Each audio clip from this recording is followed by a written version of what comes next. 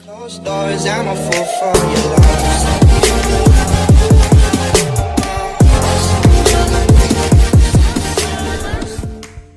Yo, what's up, NBA fans? What it do, baby? I've been on record multiple times saying that Orlando Magic should trade multiple players on their roster as they're kind of wasting some of their talent. And also, by the way, as I hoops, I make daily basketball content. If you're interested in that, think about subscribing. But yeah, I've been on record saying multiple times they should trade some of these guys. They have some talent on the roster, but let's be honest, the ceiling for them, 8 seed at best.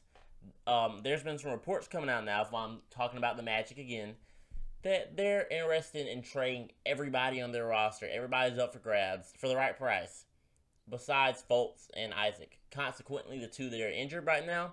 And yes, I think those are the two they should definitely build around. They have the most potential on the team, and the rest of the guys, for the right price, ship them out, man. They have talent, but they're not going to be good enough to be good while these guys are still good and on the team, if you get what I'm saying. Like, Vucevic, Fournier, Aaron Gordon, Terrance Ross, all these guys are good right now. They ain't going to be too good for much longer. I mean, 3, 4 years, 5 years are going to keep them playing this high level. And after that, they're going to start to fall off because they're going to get older. And, you know, maybe Isaac and Fultz are in their prime then, but then you could have got assets for these guys instead of keeping them year after year like they do.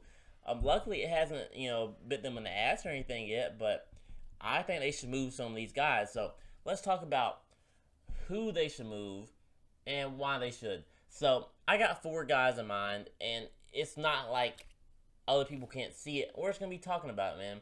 So the first one, Terrance Ross. I don't think a trade package for him will be too much, but honestly, he's like a flamethrower out there. He can go off some nights. I mean, he can get you 30 or 40 if he has a really hot night. And even on just a decent night for him, he could easily drop 24 you off the bench. He's a little bit of a streaky shooter at times, but he's a damn good shooter at the end of the day. And a guy I would love to have on my bench if I'm a contending team. Teams that I think should possibly trade for him. We could throw in the Boston Celtics there, of course. But I think a great choice would be the Philadelphia 76ers, honestly, man. I mean, the Nets would be a good choice if they actually have the assets to trade for them. They don't. But if the Sixers think it's worth giving up a first-round pick or maybe a young player or something to get Terrance Ross on this team to be able to compete with the Nets' firepower, then so be it, because they're going to need that offensive punch. And maybe if Danny Green's having the off night, at the end of the game, they take Danny Green out, bring in Terrance Ross. That's some more shooting to surround Embiid and Simmons by, because they're going to need all the offensive punch they can get. Regardless, I think Orlando can easily get a young player or a first-round pick for Terrance Ross. I don't think their asking price should be too high, because like I said, they have a lot of players they can move. If they can move all these guys and get a good treasure trove of assets, they'd be banking. All right, let's go into the next one, though. Evan Fournier, he's a really, really good shooter, and there's a lot of teams that can use him too. I don't really have any on the top of mind just because his salary is about 18 or 19 million if I'm not mistaken, but he would fit on seamlessly with any team. Honestly, if there's any team that has expiring contracts that want to trade them away and, maybe throw in a little something extra, then I say go ahead and do that. Like, they could, if a team has a bad contract, the Magic could take on a bad contract plus maybe a first-round pick and a second-round pick for Fournier.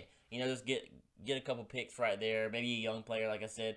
Terrance Ross and Fournier aren't going to get you the most, but what Fournier is going to bring you is a guy that can shoot from anywhere beyond the arc. He's a pretty good team player. He's not going to play that great defense for you, but if you need a bucket, man, he's going to get you a bucket. He's pretty decent. All right, next up, Aaron Gordon. Now, this is a guy I've been very, very interested in for a long time. We all know he has the athleticism, the size, the strength, the speed to be a really, really good defender. And honestly, I don't see why he hasn't developed into a monster on the offensive end. I feel like it's part of Orlando's development staff, because if he was on a team that was really good developing players, this guy could be a monster. Now, part of it could be his motivation and this and that, but I think if he gets the right coach, the right situation, he's on a winning team, and he buys into what they're doing, I think he could be a guy who can swarm defenders, be a lockdown defender, be able to switch on other players trying to drive in, and just be a great team defender. And also, just I think he could potentially be a guy that averages, I know he's averaging like 14, 13 points per game. I think he could be a guy that averages like 18, 19 points per game, gets you about 8 rebounds, and if he works on his playmaking a little bit, he could, be like a 4 assists per game kind of guy. I see a lot of potential in Aaron Gordon. He has not lived up to it. I know people have hyped him up for all these years. I think he just needs to change the scenery, and we can see what would happen with him.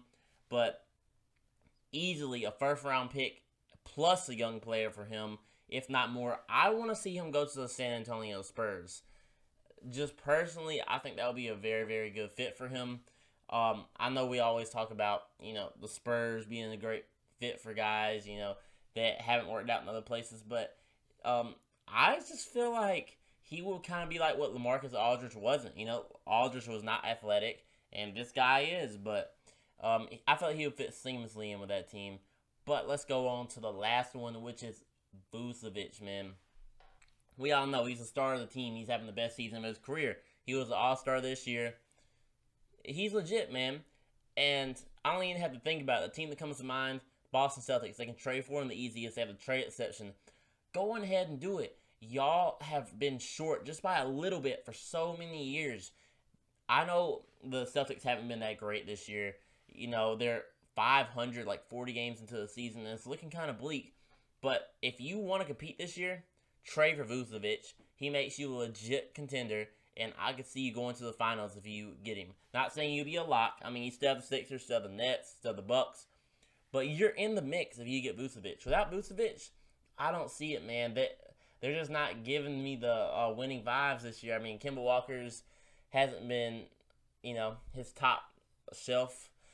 Jason Tatum has been out of the lineup some. Marcus Smart's been out most of the year, but they have some good individual success with Tatum and Jaylen Brown, but in terms of a team, they just don't like a team that's fit to win the Eastern Conference, especially not over some of the teams and how great they've been.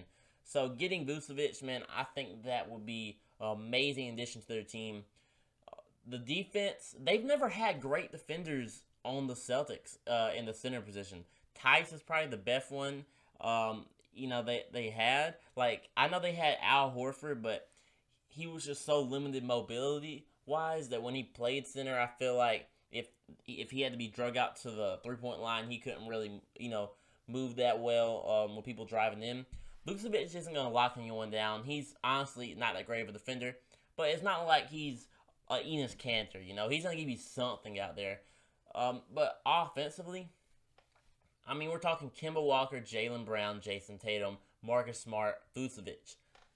That's very, very scary. That can compete with the Nets offense, definitely. There'd be no defense played in a Nets versus Celtics game if that trade happened, but that would definitely be able to compete with it. And the Celtics just always hold off on trading picks, trading other things.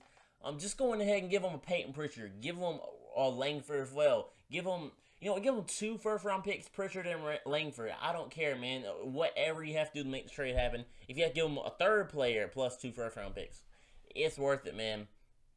Because, I mean, Jason Tatum and Jaylen Brown, they're still young, but are you just going to wait forever and never make a move? I think now's the time to make a move. Everybody else is making moves, and y'all are just sitting still. I mean, y'all could have had Kawhi. You could have had Jimmy Butler years back when they had that treasure trove of assets. They never really pulled off a crazy trade. They did get Kyrie, but let's be honest, they only did that because Isaiah got hurt.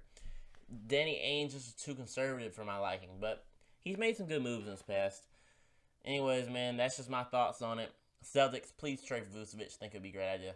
But peace out, man. Hope y'all have a great day.